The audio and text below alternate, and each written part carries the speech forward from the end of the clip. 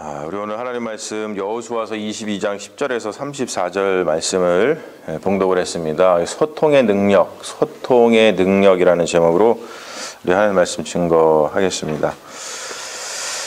대인 관계, 인간관계라 그러죠. 대개 인간관계가 깨지는 가장 큰 원인은 소통의 부재 때문입니다. 인간관계는 육체적, 정신적, 또 영적 어떤 집약 노동이죠. 인간관계에는 엄청난 에너지가 들어갑니다. 그래서 우리가 일 중에서 사람을 상대하는 일이 가장 힘들다. 우리가 그렇게 생각을 하죠. 얼마 전에 미국의 남침내회 국제선교이사회에서 선교사가 선교지를 떠나는 이유에 대해서 분석한 적이 있습니다. 그곳에 고위 보좌관인 폴 아킨이라는 분이 있는데 그분이 보고서에서 이렇게 적고 있어요. 여러분들 선교사들이 선교지를 떠나게 되는 가장 큰 이유가 뭐라고 생각을 하십니까? 우리가 흔히 선교사들이 집으로 돌아가는 가장 큰 이유를 어떤 재정의 부족, 먹고 살기 힘드니까, 그리고 또는 질병, 또는 테러, 또 향수병, 또 심지어는 이제 막 선교를 하다 보니까 결실이 막 맺어져야 되는데 이런 결실이 없거나 또는 사람들이 어떤 복음에 대한 반응이 없어서 실망해서 그런 것들 제가 지금 나열한 이런 일련의 이유 때문에 선교사가 선교지에서 다시 집으로 돌아가는 것이 가장 많을 거라고 생각을 하는데 그렇지 않다는 것이죠. 그 보고서에 의하면 유감스럽게도 가장 큰 이유는 뭐냐면 다른 선교사들과의 갈등 때문이라 그래요. 그러니까 우리가 사실 인생을 살면서 재정의 부족을 겪지 않으려고 돈 열심히 버는 법, 그리고 또 질병으로부터 우리가 우리 스스로를 보호하려고 어떻게 건강하게 살까 그런 법, 또 테러 같은 거 위험성에 대비해서 위험한 데 가지 않는 법, 또 향수병 같은 거 잘 하기 위해서 또 심리적 안정, 또 이제 결실이라든지 복음에 대해서 그런 것들을 잘 하려고 열심히 하지 않습니까? 그런데 많은 사람들이 가장 중요한 것을 놓치고서 그런 것들을 대비하거나 연마하지 않고 살아가는 것이 있는데 그게 뭐냐면 인간과 인간 사이에 어떤 소통의 문제를 잘 생각을 하지 않는다는 것이죠. 그러니까 갈등이 발생했을 때 그 갈등을 어떻게 해결해야 되는지를 모르는 거예요. 돈이 떨어지면은 그 돈을 어떻게 벌어야 되는지 사람들이 알죠. 또 병이 나면 그 병을 어떻게 고쳐야 되는지 아는데 갈등이 생기면 그 갈등을 어떻게 풀어야 되는지를 모르는 거예요. 그만큼 그거에 대한 준비와 그것에 대한 그 중요성을 간과하고 살아간다는 것이죠. 오늘 본문에서도 보면은 갈등이 보고되고 있어요. 어떤 일촉즉발의 상황이죠. 이게 잘못됐으면은 전쟁이 벌어져가지고 또 수많은 사상자가 났을 겁니다. 어떤 일이 있었냐면은 그 가나안 땅, 그러니까 요단강 서편을 가나안 땅이라고 그러는데 요단 서편에 대한 땅 분배가 끝났잖아요. 그리고 나서 이제 정복 전쟁을 마친 후에 요단강 동편에서 이미 땅을 분배받은 세 지파가 있었잖아요, 그렇죠? 루벤하고 갓하고 므낫세 반지파. 이들이 여호수아의 축복을 받으면서 자기들의 거처 요단강 동편으로 돌아가는 중이었습니다. 그런데 요단강가에 이르러서 이들이 제단을 쌓았어요.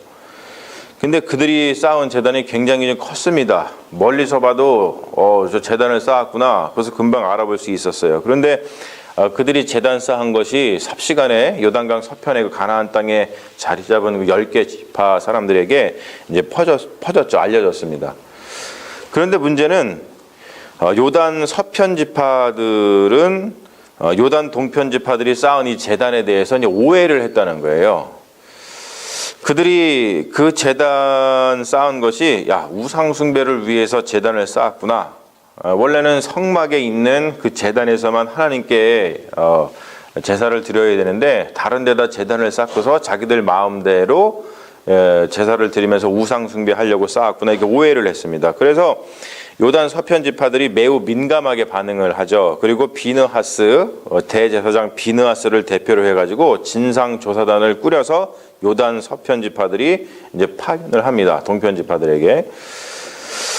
요단 동편 지파들이 쌓은 제단에 대해서 요단 서편 지파들이 민감하게 반응하는 이유는 그들이 겪은 두 가지 일 때문이에요. 그것 때문에 너무 곤욕을 치렀기 때문에 그렇죠. 하나가 뭐냐면 바알 부월 사건이고 다른 하나는 아간 사건이었습니다.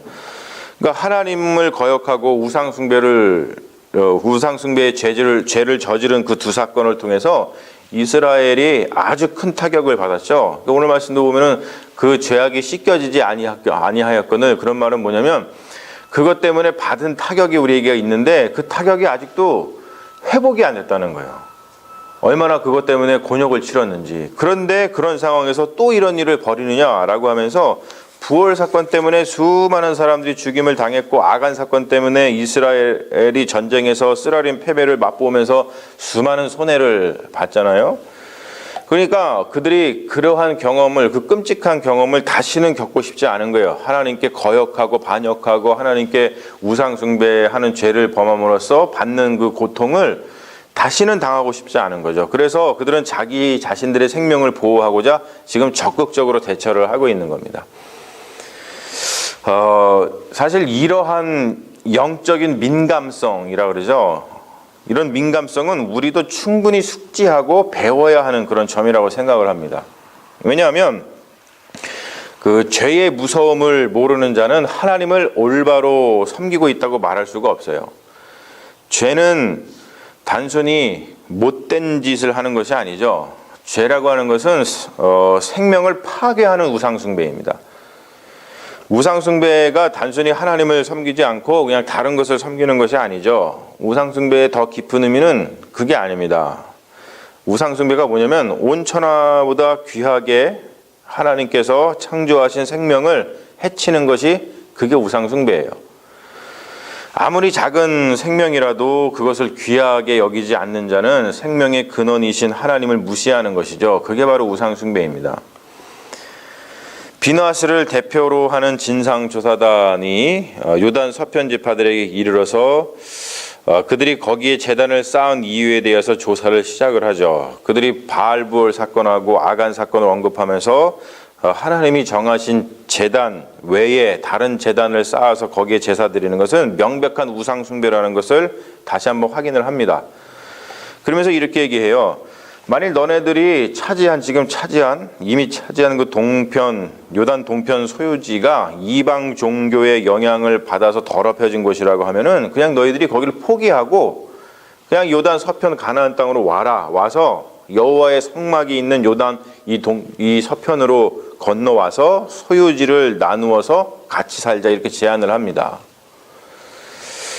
이에 대해서 요단 동편의 지파들은 요단 서편 지파들이 가지고 있는 오해를 풀기 위해서 자신들이 그렇게 제단을 쌓은 정당한 그 이유에 대해서 설명을 하고 있어요. 뭐라 그러냐면 그들은 자기 자신들의 행위가 결코 우상숭배가 아니라는 것을 증명하기 위해서 다음의 말로 시작을 하죠. 이게 히브리어로 보면은 엘로힘 야훼라고 하는 그 말이에요. 뭐냐면 전능하신 자 하나님 여호와. 이걸 두 번이나 반복을 해요. 전능하신 자 하나님 여호와, 전능하신 자 하나님 여호와가 아신다는 거예요. 그 앞에서 맹색하건대 자기들이 지금 제단 쌓은 거는 결단코 우상 숭배를 하기 위해서 그런 것이 아니다. 만약에 우상 숭배하기 위해서 그런 것이라면은 전능하신 자 하나님 여호와께서 우리를 구원하지 말고 우리에게 천벌을 내려도 된다. 그렇게 얘기를 하죠. 그 말은 뭐냐면 그만큼 자신들의 행위에 아무런 우상 숭배의 의도가 없었다는 것을 백백히 천명을 하는 것이죠. 자, 그러면 요단 동편 지파들이 왜 요단 강가에 제단을 쌓은 것인가? 그것은 뭐냐면 번제를 위함도 아니고 다른 제사도 위함이 아니고 뭐냐면 오직 요단 서편의 후손들로 하여금 요단 동편 사람들을 하나님의 약속과 무관한 그런 자들로 업신여기거나 무시하지 못하게 하려는 목적에서 일종의 증거물로 세웠다는 것이에요.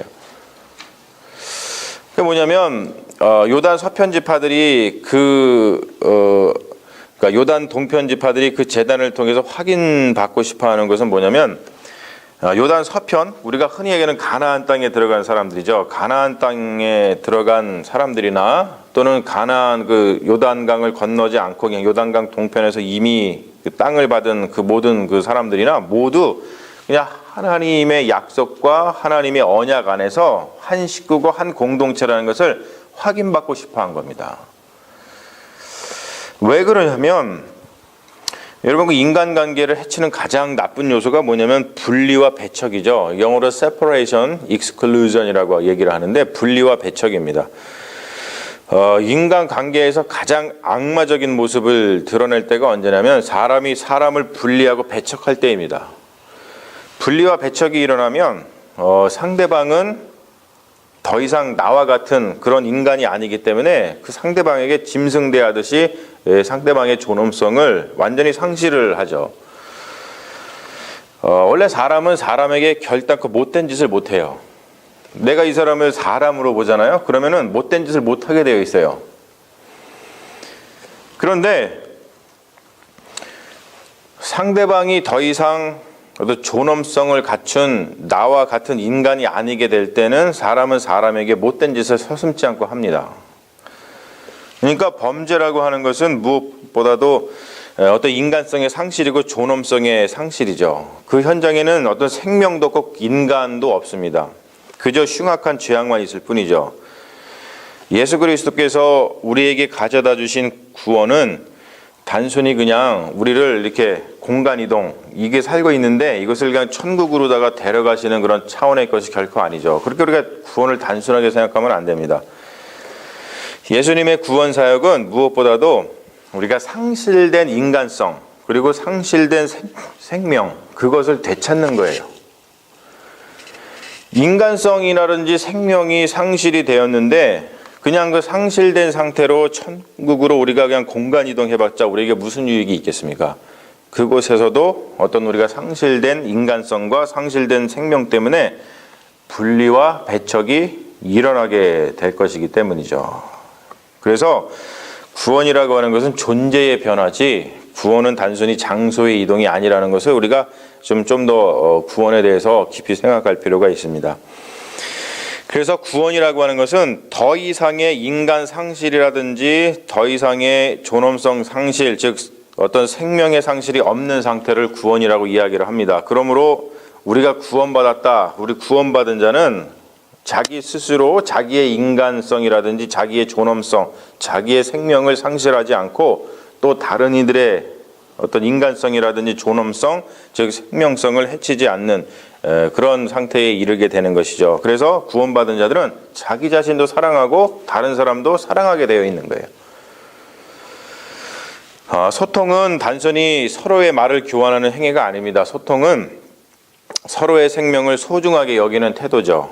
소통은 상대방의 마음을 헤아려서 서로 기뻐하고 잘 지내는 것입니다. 요단 동편 지파들의 해명을 들은 요단 그 서편 지파들은 그들의 해명을 이해하고 기뻐했습니다. 요단 동편 지파들의 해명대로 그것은 그들의 생명을 해치는 우상숭배가 아니라 하나님의 약속과 언약 안에서 서로가 한 형제 자매라는 것을 확인하는 것이었기 때문에 그렇죠.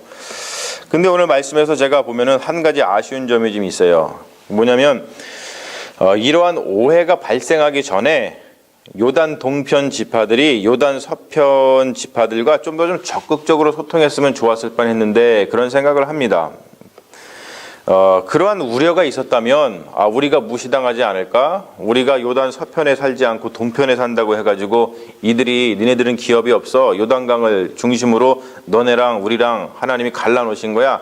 이렇게 이렇게 하는 것이 우려스러웠다면 여호수아나 어떤 비느하스 즉 그 지도자들에게 적극적으로 알리고 어떤 그것에 대한 그 대책을 갖다 함께 강구해 나가면 그랬으면은 이렇게 불필요한 오해하고 일촉즉발의 상황이 아예 생겨나지 않았을 텐데 그렇게 좀 적극적으로 소통을 하지 않은 것은 제가 보기에는 조금 굉장히 좀 아쉬운 면입니다. 사실 사람은 상대방이 자기의 생각을 분명하게 표현하지 않으면 잘 모르는 법이죠. 그리고 한번 오해가 생기면 그것을 푸는 일은 어렵고 굉장히 괴롭습니다. 그렇기 때문에 우리가 오해를 만들지 않도록 또 자기 자신이 가진 생각을 상대방에게 적극적으로 그리고 지혜롭게 알리는 일은 어떤 관계를 부드럽게 그리고 풍성하게 만드는데 가장 중요한 삶의 능력 중에 하나라고 볼 수가 있죠. 우리가 이 어떤 소통의 능력을 키우는 것을 간과하면서 살아갈 때가 많이 있는데, 오늘 말씀을 통해서 우리가 다시 한번 생각해 봐야 될 것은 바로 이런 어떤 소통의 능력을 좀 잘 키워가지고 어떤 인간 관계가 가져다주는 풍요로움이 있거든요. 그 풍요로움을 우리가 더 누려야 될 텐데, 이 소통의 능력을 잘 개발하지 못하면 그 풍요로움을 잘 누리지 못할 수가 있습니다. 그러므로 우리가 좀 소통의 능력을 잘 키워서 인간 관계가 가져다주는 풍요로움을 더욱더 누리고 살아가는 그런 믿음의 자녀들이 다 되시기를 주님의 이름으로 축원합니다. 아멘. 우리 잠시 기도하겠습니다. 아버지 하나님, 오늘 말씀 가운데에서 우리에게 주시는 귀한 메시지가 있습니다. 우리가 여러 가지 능력은 키워가고 있지만 우리 인간관계를 풍요롭게 만들어가는 그런 소통의 능력은 우리가 잘 생각하지 않은 그런 경향이 있습니다. 주님, 오늘 말씀에서 우리가 배웠듯이 좀 적극적으로 소통하여서 이런 오해가 발생하지 아니하고 하나님께서 우리에게 관계를 통해서 주시고자 하는 그 놀라운 은총을 온전히 받을 수 있도록 주님, 우리가 소통의 능력을 키우게 하여 주시옵소서. 그리하여서 생명을 서로 존중하고, 또 우리가 구원받은 이로써 나의 생명도 존중하고 상대방의 생명도 존중한다고 하는 그 귀한 메시지를 마음속에 품고 우리가 서로 적극적으로 소통하여서 서로가 서로에게 베풀 수 있는 그 놀라운 은혜를 다 누리면서 살아가는 믿음의 자녀들 되게 하여 주시옵소서. 감사드리며 예수님의 이름으로 기도합니다. 아멘. 우리 주기도문 하시겠습니다. 하늘에